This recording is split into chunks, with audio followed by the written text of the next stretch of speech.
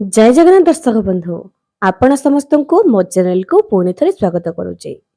दर्शक बंधु घर मुख्य द्वार टांगी दिंतु यही गोटाए जिनिस टंकार वर्षा हब। आज्ञा हाँ दर्शक बंधु घर मुख्य द्वार यही गोटाए जिनिस टांगिबा द्वारा आपण मान घर को टंकार वर्षा हब। आपण माने थंबनेल देखिक जानि पारिथिबे जे केउ जिनस कथा कहिछि। जदि आपण माने जानि पारु नाहंती तेबे वीडियो शेष पर्यंत मो सह जड़ी रुहंतु।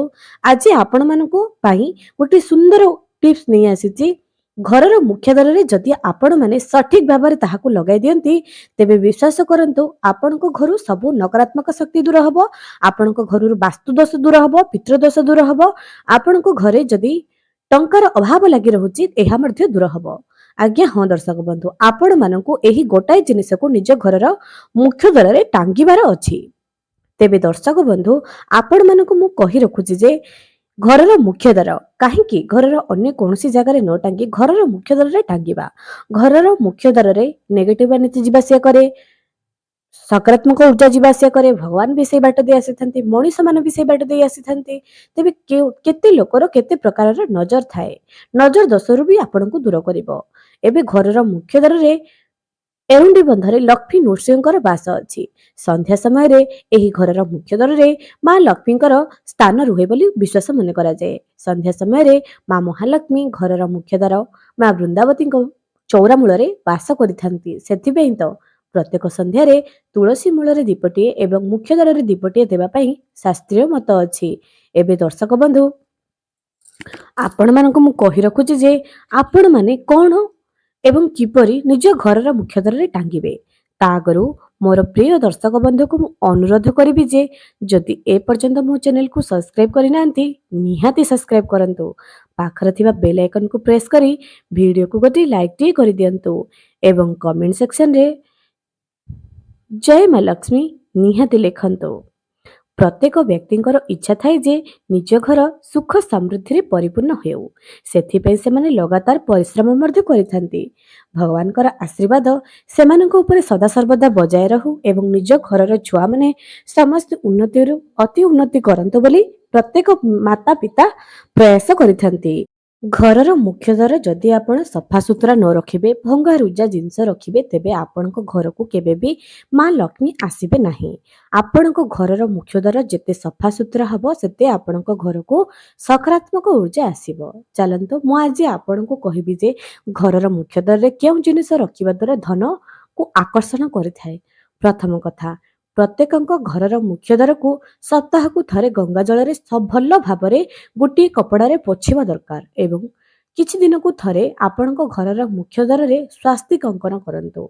हळदी, सिंदूर, गंगा जल इतर स्वास्तिक अंकन करंतु। रिद्धि सिद्धि मध्य स्वास्तिक रे दुई पटे रखंतु एवं अक्षत टिके लगाई दियंतु। सबु बेले पूजा करिबा पे चेष्टा करंतु। एहा द्वारा घर को सकारात्मक ऊर्जा आसी थाए एवं धन आकर्षणर बाट मध्य आसी थाए। द्वितीय जिनसटी एयाटे जे ना आपण माने घरर मुख्य द्वार रे सदा सर्वदा गोटे कलश स्थापना करंतु एवं मां महालक्ष्मीकर पाद पद्म सदा सर्वदा अंकन करंतु। एहा आपणको जीवन को धन जीवनर 4 गुण बढ़ेबो। आपण माने थरुटे प्रयास निहाती करके देखंतु। निज घरर मुख्य द्वार रे आपण जेते सुंदर आंबडाळ ए सब रखिबे एहा बहुत भल अटे। घरर मुख्य द्वार सदा सर्वदा सफा सुतरा रखिबा द्वारा घर को सकारात्मक ऊर्जा आसी थाए एवं घर को धीरे धीरे उन्नति आड़ को आपण माने जाई थांती। एबे मेन पॉइंट को जदि हमें आसीबा घोड़े का नाल आपण माने जानि जंती ना घोड़ार पाद जहा कि जेतेबेले से चाली थाए जेमिति कि तार आंठू को दरज न हुए से चाली थाए से दौड़ी थाए। एथि पई घोड़ार पादर ठीक तळपट आपण माने थंबनेल रे देखि पारुथिबे एवं आपण माने थरुटे गूगल रे सर्च करंतु घोड़े की नाल आपण माने एहा को सर्च करंतु। जदि आपण माने कला घोड़ार एही जिनसटी आनी करी निज घरर मुख्य द्वार रे सोरिष तेलर भिजाई करी शनिवार किमा मंगलवार दिन टांगी दियंती आपणको घर को से सबु समृद्धि सुख समृद्धि को आहुरी टाणी आनिबो। किंतु ଘୋଡେଇକିନା ଏଇଟା ନା ବହୁତ ଭେଜାଲ ହୋଇଯାଉଛି, ଅର୍ଥାତ୍ ଆପଣଙ୍କୁ ସଠିକ ଭାବରେ ଦିଅନ୍ତି ନାହିଁ। ଆପଣଙ୍କୁ ସଠିକ ଘୋଡା ପାଖକୁ ଯିବାକୁ ପଡିବ, ସଠିକ ଲୋକ ପାଖକୁ ଯିବାକୁ ପଡିବ, ଯାଇକରି ଆପଣଙ୍କୁ ମାଗିବା ପାଇଁ ପଡିବ। ନହେଲେ ଏହା ଟିକେ ମହଙ୍ଗା ବି ଅଟେ, କାରଣ ଏହି ଜିନିଷର ସେତିକି ପାୱାର ବି ଅଛି। ଆପଣମାନେ ଲଗାଇ କରି ଦେଖନ୍ତୁ, କିନ୍ତୁ ଏହା ଡୁପ୍ଲିକେଟ ହେଲେ ଚଳିବ ନାହିଁ। ଓରିଜିନାଲ ହେବାକୁ ପଡିବ। ଯେଉଁଠି ଘୋଡା ବହୁତ ସାରା ରଖୁଛନ୍ତି, ଯେମିତି ଘୋଡା ପାଳନ କରୁଛନ୍ତି, ସେହି ଜାଗାକୁ ଯିବେ, କଳା ଘୋଡାର ଏହି ଜିନିଷଟି ମାଗିକରି ଆଣିବେ। ଏବଂ ଆପଣମାନେ କଣ କରିବେ ନା, ଏହା ଟିକେ ରେଟ୍ ମଧ୍ୟ ଆସିବ, କାରଣ ଏହି ଜିନିଷଟି ଶୁଦ୍ଧତା ଭାବରେ ଆପଣଙ୍କୁ ପାଇବାର ଅଛି। ତାହେଲେ ଯାଇ ଘରର ଉନ୍ନତି ହବ।